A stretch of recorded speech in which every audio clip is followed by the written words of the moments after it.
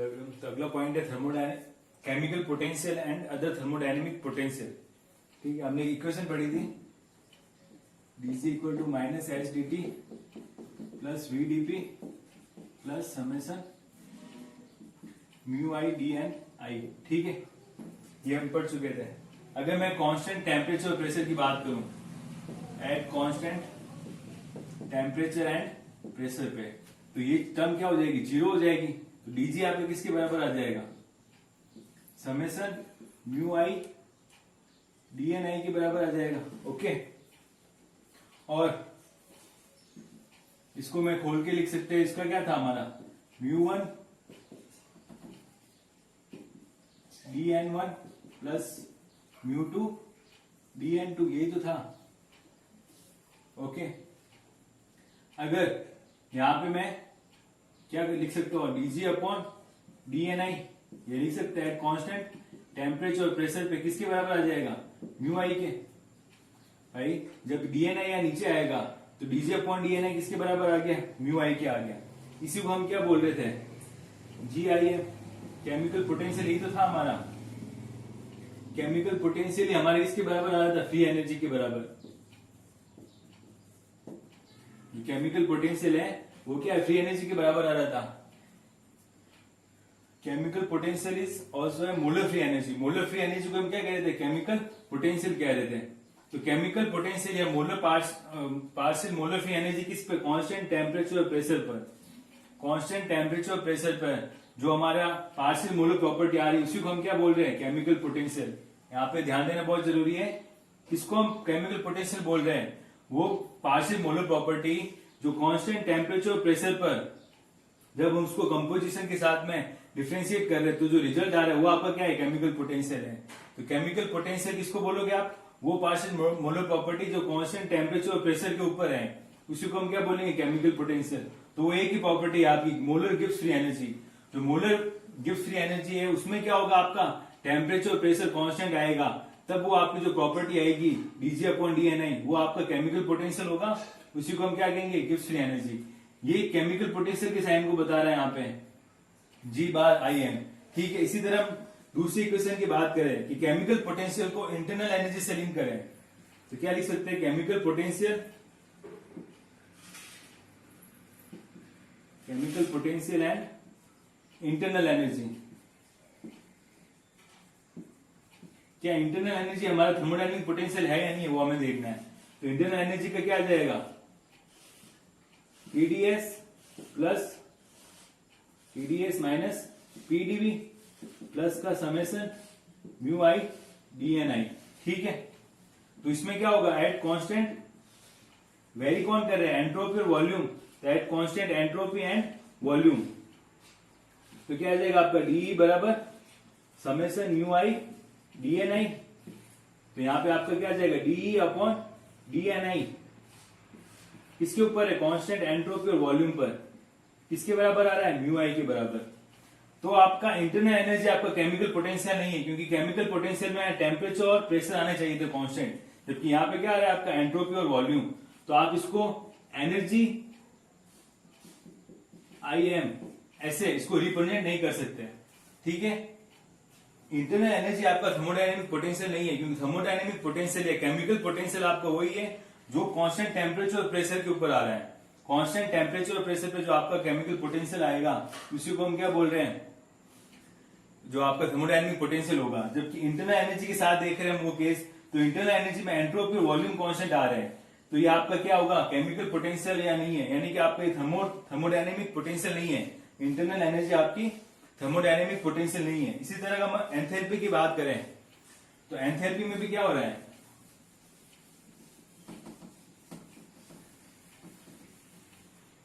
ठीक है, एंथैल्पी क्या था, DH equal to TDS plus VDP plus summation mu I D N I. ठीक है, तो इसमें क्या हो रहा है, at constant entropy and pressure, तो कांस्टेंट एंट्रोपी और प्रेशर पे डीएच किसके बराबर आ जाएगा, mu I D N I के बराबर। तो DH upon D N I किस पे, कांस्टेंट एंट्रोपी और प्रेशर के ऊपर किसके बराबर आ रहा है, म्यू आई के बराबर, एच आई एम। ठीक है, तो इसको ऐसे बाहर लगा के इसके ऊपर लिखना गलत है, क्योंकि एंथैल्पी आपका थर्मोडायनेमिक पोटेंशियल नहीं है। तो आपको ये पूछेगा which one of the following is expression is correct, dh upon dni constant entropy और कांस्टेंट प्रेशर पे इक्वल टू म्यू आई, या ये देखा होगा HIM, तो ये गलत इक्वेशन हो जाएगी। जो आपका विच one of the following potential is correct, या फिर विच one of the following is thermodynamic potential, तो ये सब गलत हो जाएंगे। एंथैल्पी आपका थर्मोडायनेमिक पोटेंशियल नहीं है, इंटरनल एनर्जी आपका थर्मोडायनेमिक पोटेंशियल नहीं है, सिर्फ क्या आएगा आपका गिब्स एनर्जी थर्मोडायनेमिक पोटेंशियल होगा। ठीक है, इसी तरह वर्क फंक्शन की बात करें, डीए क्या था आपका minus H D T minus का P DV summation mu I D N I.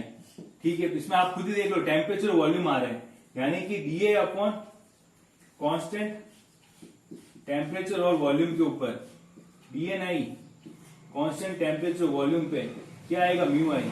तो आपका जो वर्क फंक्शन है वो भी आपका क्या है, थर्मोडायनेमिक पोटेंशियल नहीं है। तो आपको ये पूछेगा which one of the following is thermodynamic, which one of the following is thermodynamic potential, तो सिर्फ पार्शियल मोलर फ्री एनर्जी आपका थर्मोडायनेमिक पोटेंशियल है, उसी को हम केमिकल पोटेंशियल बोल सकते हैं।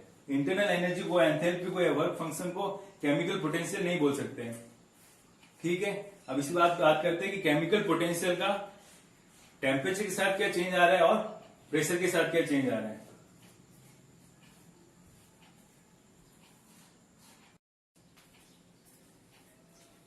यहाँ पे variation of chemical potential with temperature की बात करते हैं। ये हमारा केमिकल पोटेंशियल था क्या, dg upon D n one.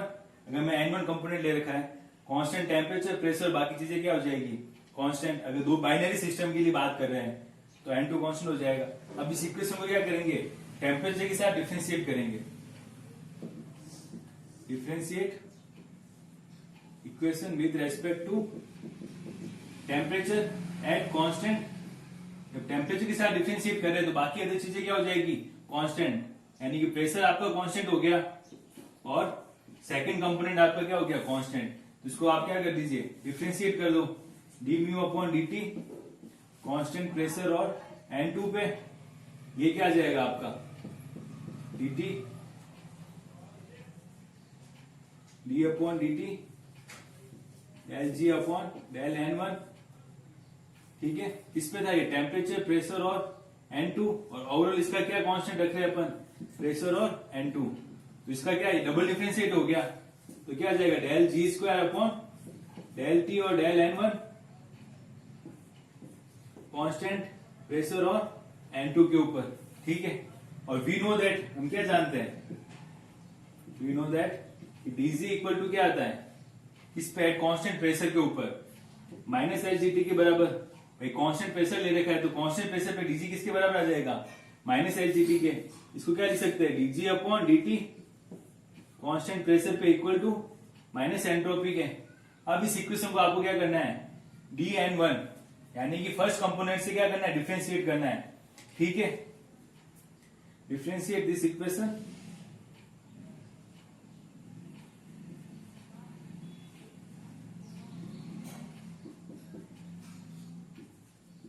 With respect to d n one, मतलब फर्स्ट कंपोनेंट के रेस्पेक्ट में आपको क्या करना है, डिफरेंशिएट करना है at constant temperature and pressure. ठीक है, और आपका N2 दूसरा कंपोनेंट भी क्या रहेगा, कांस्टेंट रहेगा। तो इसको आप जब डिफरेंशिएट करेंगे तो क्या आ जाएगा आपका DG upon D T constant pressure के ऊपर किसके साथ डिफरेंशिएट कर रहे हैं, डी एन वन के साथ में।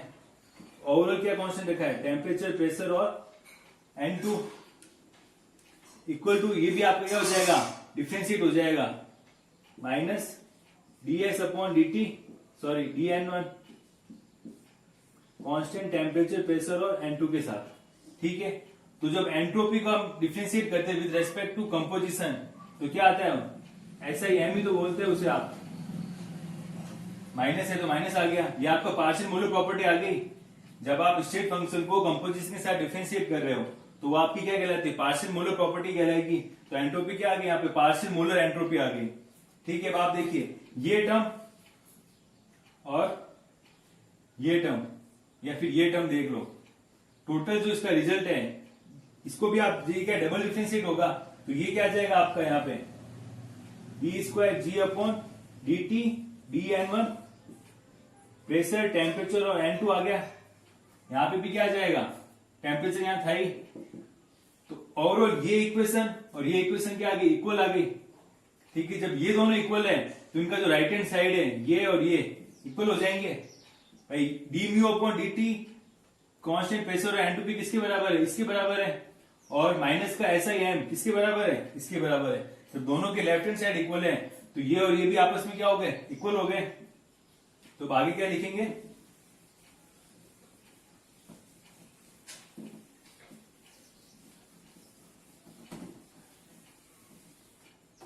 आपका रिजल्ट क्या आ गया, D mu upon D T किसके ऊपर था, कांस्टेंट प्रेशर और N2 के ऊपर था, equal to minus SIM partial molar entropy के इक्वल आ गया। ये यहां से डी म्यू क्या आ जाएगा आपका, माइनस का SIM पार्शियल मोलर एंट्रोपी और ये dt यहां पे चला जाएगा। तो ये आपका क्या रिलेशन आ गया, केमिकल पोटेंशियल का टेम्परेचर के साथ रिलेशन आ गया। यानी कि टेम्परेचर बढ़ाओगे तो आपका केमिकल पोटेंशियल क्या होगा, डिक्रीज, क्योंकि जितना बढ़ाओगे आप वो इससे मल्टीप्लाई होगा, और आगे क्या नेगेटिव दे रखा है। टेम्परेचर बढ़ाओगे तो केमिकल पोटेंशियल आपका क्या होगा, डिक्रीज, क्योंकि जब आप टेम्परेचर बढ़ा रहे हो इनटू क्या होगा, ये पार्शियल मोलर एंट्रोपी से होगा, जो कि क्या है, नेगेटिव में। तो आप जितना बढ़ाओगे वैल्यू उतनी नेगेटिव होती जाएगी, उतने आपका केमिकल पोटेंशियल क्या होता जाएगा, डिक्रीज होता जाएगा। ठीक है, अब एंट्रोपी की बात करेंगे। एंट्रोपी हम पढ़ चुके हैं, एंट्रोपी फॉर स्टेट या फेज के लिए। ठीक है, तो सबसे ज्यादा एंट्रोपी किसकी होती है, गैसेस की एंट्रोपी सबसे ज्यादा होती है। उसके बाद लिक्विड की, और सबसे कम किसकी होती है, सॉलिड की। ये हम पढ़ चुके हैं कि गैस के लिए एंट्रोपी सबसे ज्यादा होती है, फिर लिक्विड की और फिर सॉलिड की। अब यहाँ पे आपको देखना है कि अब ये तो सबसे ज्यादा किसकी, गैस की है, फिर लिक्विड और फिर सॉलिड की। जब आप यहाँ पार्शियल मोलर एंट्रोपी रखोगे तो जो वैल्यू जितनी ज्यादा होगी वो वैल्यू उतनी कम हो जाएगी, क्योंकि आगे नेगेटिव दे रखा है। जब इसका ग्राफ बनाएंगे हम, ये ग्राफ पूछा गया एग्जाम में कई बार, केमिकल पोटेंशियल का टेम्परेचर के साथ ग्राफ बनाना है। ठीक है, किस पे डिपेंड कर रहा है आपका, एंट्रोपी पे। भाई डी म्यू अपॉन dt किस पे डिपेंड कर रहा है, एंट्रोपी पे। एंट्रोपी क्या है आपकी, नेगेटिव है, तो एंट्रोपी की जो वैल्यू पॉजिटिव में जितनी ज्यादा होगी वो नेगेटिव में क्या होगी, उतनी कम हो जाएगी। गैसेस की एंट्रोपी उतनी ज्यादा होती है, लेकिन जैसे मैं यहाँ वैल्यू रखूंगा तो बाहर नेगेटिव है, तो गैस की एंट्रोपी उतनी कम हो जाएगी, लिक्विड की और कम, और सॉलिड की एंट्रोपी सबसे कम होती है। तो जो कम वाली वैल्यू होगी वो नेगेटिव में उतनी ज्यादा होगी, जो वैल्यू पॉजिटिव में ज्यादा होती है वो नेगेटिव में उतनी क्या होती है, कम होती है, और जो वैल्यू प्लस में उतनी ज्यादा होगी वो नेगेटिव में उतनी कम होगी। अगर यहाँ पे गैस की एंट्रोपी में 100 ले रहा हूं, जैसे मैं यहाँ पे 100 के आगे -100 लगेगा तो वैल्यू उतनी कम होगी। ये 100 थी, ये 50 थी और ये 25, तो माइनस का 100 हो गया, माइनस का 50 हो गया, माइनस का 25 हो गया। तो सबसे कम नेगेटिव कौन सी है, ये वैल्यू है, जबकि सबसे ज्यादा नेगेटिव कौन सी हो गई, ये जो प्लस में जितनी ज्यादा थी, जैसे उसके आगे नेगेटिव आया यहाँ पे वो उतनी क्या हो गई, कम हो गई, माइनस का 100 हो गया।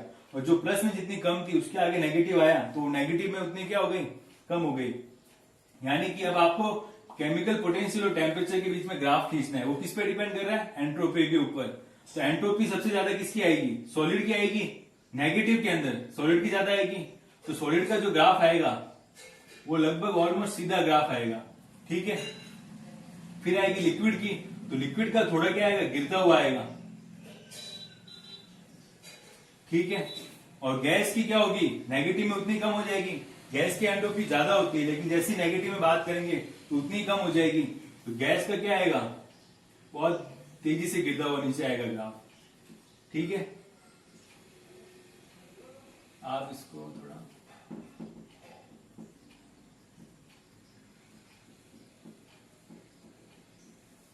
ये गैस का, तो आप डिफरेंशिएट कर सकते हो। यहाँ पे ये सॉलिड का हो गया, ये गैस का हो गया, और ये लिक्विड का हो गया। ठीक है, तो ये सवाल पूछा हुआ, अगर आप ये तो क्या तीनों ग्राफ एक साथ बता रखे, अगर आप इसको एक ही फॉर्म में बताना चाहें तो कैसे बता सकते हो। अगर आप इसको एक ही चीज में बताना चाहो तो सॉलिड का एकदम सीधा आ रहा है, लिक्विड का थोड़ा कम आएगा, और गैस का एकदम नीचे। तो ये क्या, केमिकल पोटेंशियल और ये टेम्परेचर, तो या तो आप ऐसे दे सकते हैं आपको एग्जाम में, या फिर इस फॉर्म में। तो ये सॉलिड का हो गया, ये लिक्विड का, और ये गैस का। तो इस तरह से पूछ रखा है आपको सवाल एग्जाम के अंदर, गेट में आ रखा है इस तरह का सवाल। ठीक है, तो यहाँ पे क्या हो जाएगा, अब जहां पे आपके लिक्विड और सॉलिड मिलते हैं, लिक्विड और सॉलिड मिलते हैं, वो आपका क्या होता है, मेल्टिंग पॉइंट। ठीक है, और जहां पर लिक्विड और गैस मिलेंगे, ये लिक्विड का ग्राफ आ रहा है और ये गैस का आ रहा है, वो आपका क्या आ जाएगा, बॉइलिंग पॉइंट। और जहां पे सॉलिड और गैस मिलते हैं वो क्या आता है आपका, सब्लिमेशन पॉइंट। ठीक है, सब्लिमेशन टेम्परेचर हो जाएगा। ठीक है, तो वहां पे आपको सिर्फ ये बताना था कि कौन सा ग्राफ सॉलिड का है, कौन सा लिक्विड का है, कौन सा गैस का है।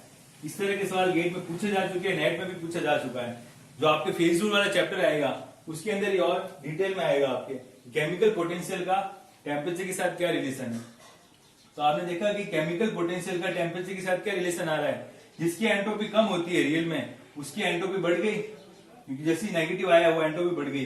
तो आपको ग्राफ बताना है, ग्राफ में क्या बताना है आपको, मेल्टिंग पॉइंट, बॉइलिंग पॉइंट और सब्लिमेशन पॉइंट। इसको आप तीनों ग्राफ को इस फॉर्म में भी रिप्रेजेंट कर सकते हो। ठीक है, ओके। तो ये किसका था, केमिकल पोटेंशियल का टेम्परेचर के साथ वेरिएशन।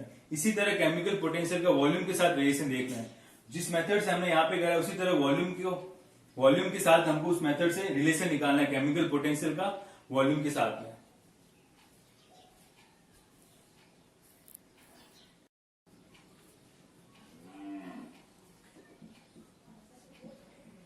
नेक्स्ट क्या है, केमिकल पोटेंशियल का प्रेशर के साथ वॉल्यूम, केमिकल पोटेंशियल का variation of chemical potential with pressure के साथ देखना है। जिस तरह भी टेम्परेचर के साथ चेक करा था उसी तरह आपको प्रेशर की तरह चेक करना है।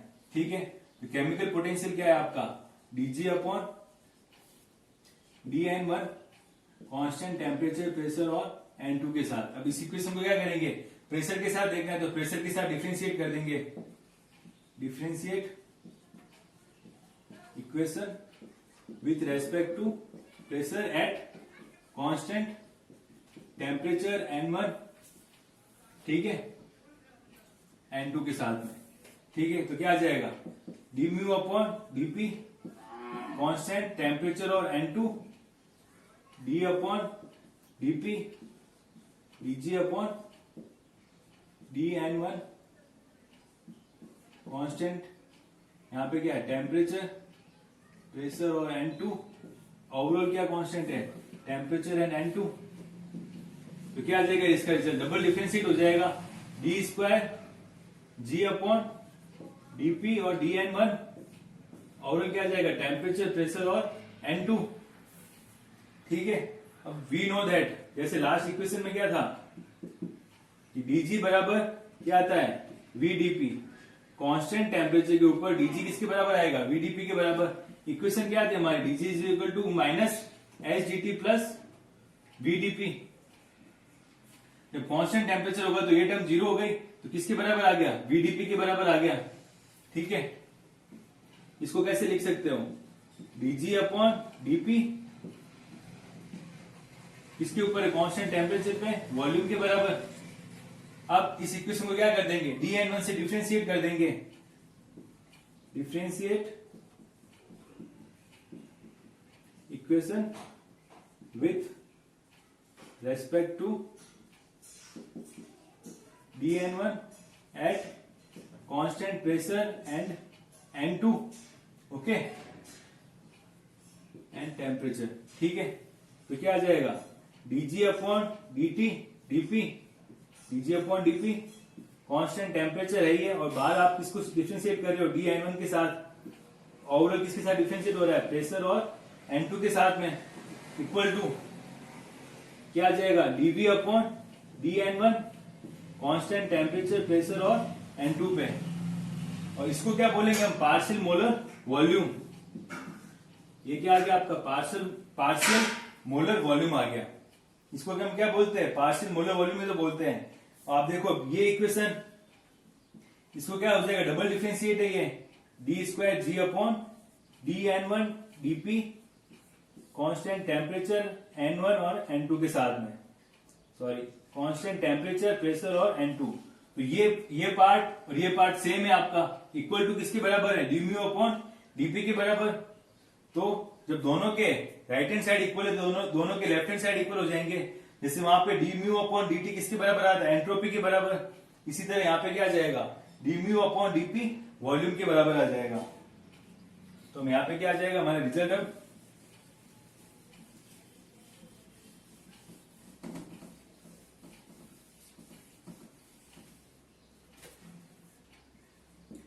D mu upon d p constant temperature पे किसके बराबर आ गया था हमारे, V I M partial molar volume के बराबर आ गया। तो यहाँ पे डी म्यू किसके बराबर आ जाएगा, वी डीपी के बराबर। ओके, अब वॉल्यूम होता है, जो वॉल्यूम होता है सबसे ज्यादा किसका होता है, गैस का, फिर लिक्विड का और फिर सॉलिड का। अब हमको यहाँ पे क्या देखना है, केमिकल पोटेंशियल का प्रेशर के साथ ग्राफ देखना है। तो केमिकल पोटेंशियल का प्रेशर के साथ जो ग्राफ होगा वो किस पे डिपेंड करेगा, वॉल्यूम पे। और वॉल्यूम यहाँ पे आपकी क्या है, पॉजिटिव है। केमिकल पोटेंशियल का प्रेशर के साथ जो ग्राफ आएगा वो किस पे डिपेंड कर रहा है, वॉल्यूम के साथ। प्रेशर बढ़ाओगे तो आपका केमिकल पोटेंशियल भी इंक्रीज होगा, क्योंकि जो वॉल्यूम है आपका, जो स्लोप है आपका, किस पे डिपेंड कर रहा है, स्लोप क्या है वाई, ये आपका वाई हो गया, ये आपका एक्स हो गया, ठीक है। तो ये क्या है आपका एम, स्लोप है ना। तो डी ये आपका वाई अपॉन एक्स किस पे डिपेंड करेगा, स्लोप के ऊपर, और स्लोप आपका क्या है, पॉजिटिव है। तो प्रेशर बढ़ाने पे आपका केमिकल पोटेंशियल भी क्या होगा, इंक्रीज होगा। तो गैस का वॉल्यूम सबसे ज्यादा होता है, तो जो ग्राफ आएगा,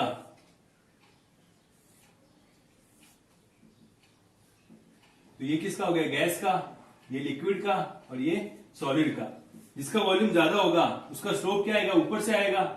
भाई जो आपका y वर्सेस x ग्राफ है, म्यू वर्सेस प्रेशर वाला ग्राफ है, वो किस पे डिपेंड कर रहा है, स्लोप पे, यानी कि यहाँ पे क्या है, वॉल्यूम पे। तो जिसका वॉल्यूम ज्यादा होगा उसका स्लोप उतना ही ऊपर से आएगा। तो गैस का वॉल्यूम सबसे ज्यादा होता है, तो गैस का ग्राफ सबसे ऊपर आएगा, फिर लिक्विड का और फिर सॉलिड का। तो ये आपका क्या आ गया, केमिकल पोटेंशियल वर्सेस प्रेशर का ग्राफ आ गया, जो कि क्या आ रहा है, लीनियर आ रहा है ग्राफ, बढ़ता हुआ आ रहा है ग्राफ। डायरेक्टली प्रोपोर्शनल का रिलेशन आ गया ना, तो बढ़ता हुआ आ रहा है ग्राफ आपका, ठीक है। प्रेशर बढ़ाओगे तो आपका केमिकल पोटेंशियल भी क्या होगा, इंक्रीज। क्यों, क्योंकि जो आपका स्लोप है वो क्या है, वॉल्यूम है। वॉल्यूम क्या होता है, हमेशा गैस का ज्यादा होगा, फिर लिक्विड का और फिर सॉलिड का। तो ये आपका केमिकल पोटेंशियल वर्सेस प्रेशर में वेरिएशन आ गया। इस पे भी आपके सवाल पूछे जाते हैं, ठीक है। Thank you.